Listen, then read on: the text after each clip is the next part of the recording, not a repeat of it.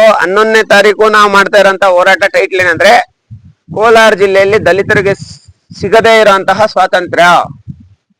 ನಮ್ಮ ಹುಡುಗನ ಮೇಲೆ ಆಗಿರೋಂತ FIR ಬಿ ರಿಪೋರ್ಟ್ ಆಗ್ಬೇಕು, ಎಲ್ಲಾ ಆರೋಪಿಗಳನ್ನ ಅರೆಸ್ಟ್ ಮಾಡಿ ಜೈಲಿಗೆ ಕಳಿಸ್ಬೇಕು ಇವತ್ತೇ.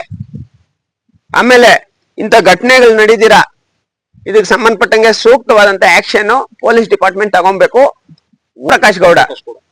ಓಂ ಪ್ರಕಾಶ್ ಗೌಡ ಸರ್ಕಲ್ ಇನ್ಸ್ಪೆಕ್ಟರ್ ಅವ್ರನ್ನ ಈ ಕೂಡಲೇ ಸೇವೆಯಿಂದ ವಜಾ ಮಾಡಬೇಕು ಅಂತ ಹೇಳ್ಬಿಟ್ಟು ಒತ್ತಾಯಿಸಿ ಕ್ಷೇತ್ರನಹಳ್ಳಿ ಗ್ರಾಮದಿಂದ ಟೇಕಲ್ ಪೊಲೀಸ್ ಠಾಣೆವರೆಗೂ ಬೃಹತ್ ಕಾಲ್ನಡಿಗೆ ಜಾಥಾ.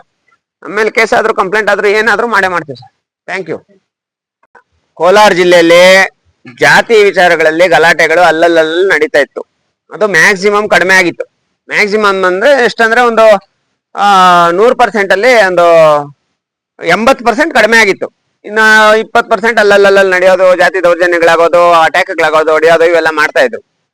ಆದ್ರೆ ಇತ್ತೀಚೆಗೆ ಒಂದು ತುಂಬಾ ಮನಸ್ಸಿಗೆ ದುರ್ಘಟನೆ ಒಂದು ನಡೆದಿದೆ. ಎಲ್ಲಿ ನಮ್ಮ Masti police station limits Tekal ಹೋಬಳಿ ಕ್ಷೇತ್ರನಹಳ್ಳಿ ಗ್ರಾಮದಲ್ಲಿ ಆ ಊರಲ್ಲಿ SCಗಳನ್ನ ದೇವಾಲಯ ಪ್ರವೇಶ ಇದ್ದಿಲ್ಲ.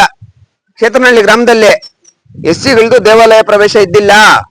ಆ ಟೈಮಲ್ಲಿ ತಹಸೀಲ್ದಾರ್ ಅವರು ಮತ್ತೆ ಸಂಬಂಧಪಟ್ಟಂತ ಅಧಿಕಾರಿಗಳು ಗ್ರಾಮದಲ್ಲಿ ಮನ್ಸಿರೋ ಅಂತ ಮುಖ್ಯಸ್ಥರು ದೊಡ್ಡವರೆಲ್ಲ ಸೇರಿ ಏನ್ ಮಾಡ್ತಾರೆ, ಯಾಕೆ SCಗಳಿಗೆ ದೇವಾಲಯ ಪ್ರವೇಶ ಕೊಡಬಾರ್ದು, SCಗಳು ಕೂಡ ದೇವಾಲಯ ಪ್ರವೇಶ ಮಾಡ್ಲಿ ಅಂತ ಹೇಳ್ಬಿಟ್ಟು ದೇವಾಲಯ ಪ್ರವೇಶ ಮಾಡಿಸ್ಬಿಟ್ಟು ದೇವಸ್ಥಾನದ ಮೇಲೆ ಒಂದು ಬೋರ್ಡ್ ಹಾಕ್ತಾರೆ.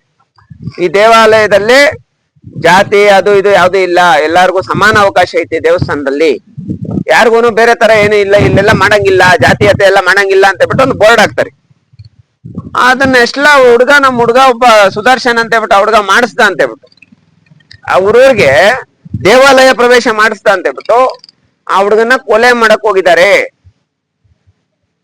ಕೊಲೆ ಮಾಡಿ ಅಟ್ಯಾಕ್ ಮಾಡಿ ಆ ಹುಡುಗ ಪಾಪ ಸೆಲ್ಫಿ ವಿಡಿಯೋ ಮಾಡ್ಕೊಂಡವನು.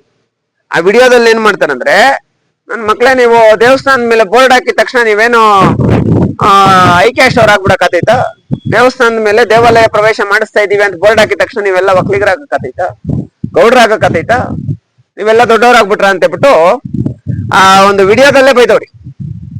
ರಾಮಕೃಷ್ಣಪ್ಪ ಮತ್ತೆ ಅವ್ರ ಫ್ಯಾಮಿಲಿ ಮತ್ತೆ ಅವರು ಅಟ್ಯಾಕ್ ಮಾಡಿರೋಂತ ಹುಡುಗರು ಗಾಡಿ ಅಡ್ಡ ಹಾಕೊಂಡು ಅಟ್ಯಾಕ್ ಮಾಡಿ ಅವ್ನು ಹೊಡೆದಿರೋಂಥದ್ದು ಸೆಲ್ಫಿ ವಿಡಿಯೋ ಮಾಡ್ಕೊಂಡು, ಸರ್ ನಮ್ಮ ಮೇಲೆ ಈ ತರ ಅಟ್ಯಾಕ್ ಮಾಡಿದ್ದಾರೆ, ನಮ್ಮ ಮೇಲೆ ಈ ತರ ಹೊಡೆದಿದ್ದಾರೆ, ನಮ್ಮನ್ನ ಹಿಂಗೆಲ್ಲ ಮಾಡಿದ್ದಾರೆ ಅಂದ್ರು.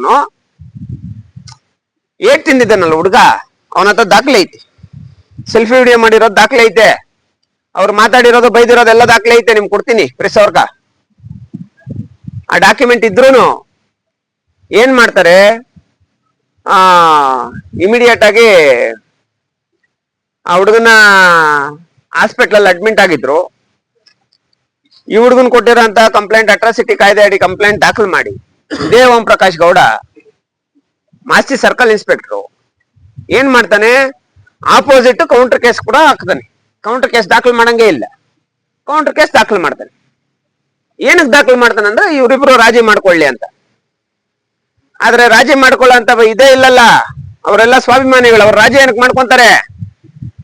ಆ ವಿಚಾರಕ್ಕೆ ಸಂಬಂಧಪಟ್ಟಂಗೆ ಸರ್ ನಮ್ಮ ಮೇಲೆ ರೌಡಿ ಶೀಟರ್ಗಳು ಮಾಡಿದಾಗ, ನಮ್ಮ ಮೇಲೆ ಕೇಸ್ಗಳು ಮಾಡಿದಾಗ, ನಮ್ಮ ಮೇಲೆ ಕಂಪ್ಲೇಂಟ್ಗಳು ಮಾಡಿದಾಗ ನಾವು ಹೋರಾಟನೇ ಮಾಡಿದ್ದ, ನನ್ನ ಮೇಲೆ 1000 ಮಾಡ್ಕೊಳ್ರಪ್ಪ ಅಂತ.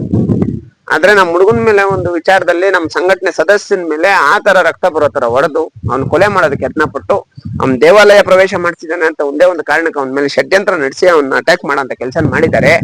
ಈ ವಿಚಾರಕ್ಕೆ ಸಂಬಂಧಪಟ್ಟಂಗೆ ಇಡೀ ಪೊಲೀಸ್ ಡಿಪಾರ್ಟ್ಮೆಂಟ್ ಆ ಜಾತಿವಾದಿಗಳ ಒಂದು ಕೈ ಕುಣಿತಕ್ಕೆ ಆಡೋ ತರ ಆಗಿದ್ದಾರೆ. ಏನು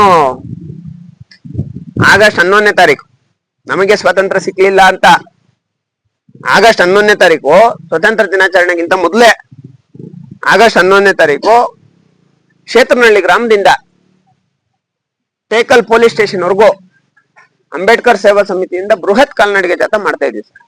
ಅಂಬೇಡ್ಕರ್ ಸೇವಾ ಸಮಿತಿ ವತಿಯಿಂದ ಸುಮಾರು ಒಂದು 15ರಿಂದ 20,000 ಜನ ಸೇರಿ ಬೃಹತ್ ಕಾಲ್ನಡಿಗೆ ಜಾಥಾ ಮಾಡ್ತಾ ಇದೀವಿ. Thank you.